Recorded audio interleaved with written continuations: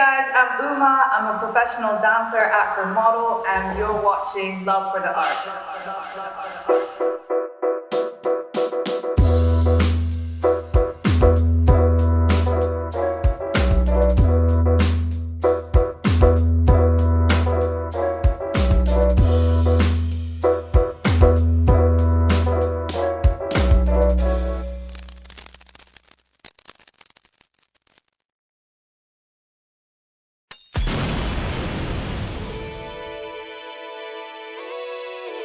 So for the people who don't know much about you, could you tell us a bit about yourself and what you currently do?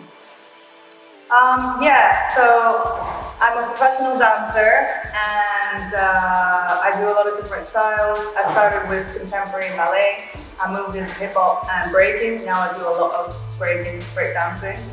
And then I started learning other styles like commercial heels and popping and house. And now I do a lot of breaking in heels, which is kind of like my own style that I'm developing, and I'm creating a cabaret show now. Well, actually, I've created a cabaret show now, and I'm going to start performing it. How long have you been doing dancing for?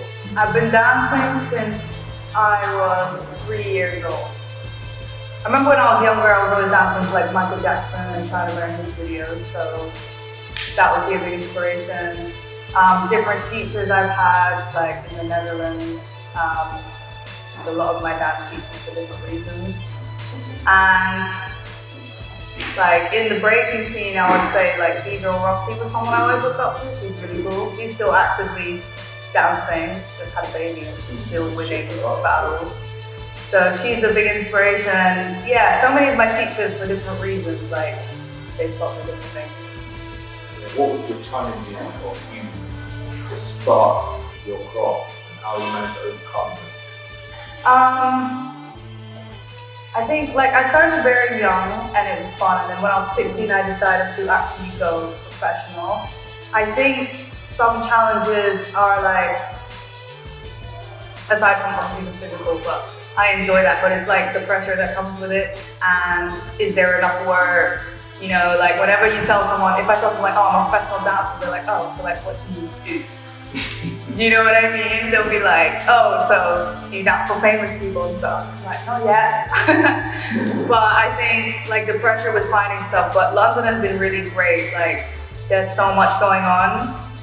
Even though obviously I want to work my way up to like the big leagues, there's so much to do in between. Like there's so many talented upcoming musicians who I can do videos for and shows for. I also teach. So I think that's probably one of the biggest challenges, and just being faced, like it's a really competitive industry, but I found that you just have to focus on yourself and not think like, oh, she's better than me, and just think like, I'm doing the best I can do and I am the bomb, you know, and not compare yourself to other people. COVID, it was really difficult to keep dancing. I stopped dancing for a while, like a few months. I think most people did. But it taught me a lot about myself. It taught me like how to train by myself. That's a really important skill, and like not rely on a teacher all the time in the mirror. Obviously it helps to have a teacher, and now I appreciate my teachers more now that I can be with them in person. But COVID taught me to like not rely so much on other people and be able to like film yourself, watch it back, figure out your own flaws. And I think after COVID, okay, we're still in COVID, like people currently have COVID today, but it helped me to appreciate like being able to do live shows. I took it for granted. I don't take that for granted anymore. Like every time I get to do a show, I appreciate that so much. I do teach now, so I definitely like choreographing. I want to actually get more involved in choreographing. Like I choreograph my own shows. I want to choreograph more for other people, musicians, so that's like my next step that I want to work on. But I love to perform, so I'm not ready to just be a choreographer yet and step out. I want to do both. So I'm very lucky because my parents are both artists. My dad was a musician. He still does it, but he went to law school in the end. But he knows what it's like to really want that passion. And my mom is currently an artist. Like she designs shoes, had her own company, now she runs an illustration agency. So she's actually working as an artist. So they always gave me conditions. They were like, you have to do well at school. That was pressure, not gonna lie. They're like, you have to do well at school, pass well, so you have a backup, because you know what, if you get like a career-ending injury, they're like, we're not gonna support you for the rest of your life. But they're like, once you do that, you can do what you want. So, and they supported me, like they helped me come to London to study dance and like help me pay for it and everything. So I'm very thankful for that, and they've definitely been encouraging. Yeah, big shout out to both your parents to be understanding. Like, of course, parents would want their kids to do well in their lives and everything. And the correct acceptance is just that it's very difficult. Yeah. Especially in who you know and what you know sort of culture. Yeah. But aside from that, looking at your work on your social media, with your dance and everything, how do you help yourself to keep yourself consistent or posting online? I'm not gonna lie, I haven't been consistent lately. I used to be really, really on it. And it is helpful, but I think don't kill yourself. I started to not enjoy it and not enjoy practicing as much and feel like I had to do stuff. I feel like it helped, but now that I have quite a lot of posts, it's good enough for me to be able to just give someone my Instagram and it has everything good there, and kind of focusing on quality over quantity. Like there was a time where I tried to post like every other day, but when you're working and you're training, sometimes it's too much. So I try to post now I'm trying to post around once a week or twice a week, that level of consistency, and just post stuff that I'm actually proud of.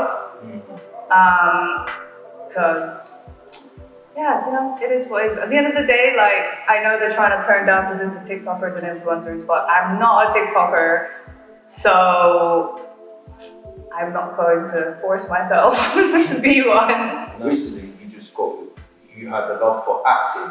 How did that come along? Listen, Daddy. I think acting almost goes naturally with dance. Like, a lot of dance schools give physical theater training, so I had some of that. And dancing is kind of like acting. Like, you're communicating something. When you're on stage, you still have to act to an extent. Like, you need to do the character of the piece. If that makes sense. Like, if it's a happy piece, you gotta smile like that. And just being in London, I feel like everyone's an actor here. So many of my friends all act, and I just thought it would be fun. It's good extra money, and nowadays as well, like, that comes back to the competitiveness. You need to be at least a triple threat if you want to work consistently. So you need to like dance, act, sing, dance, act, model. I don't sing, but I do some modeling.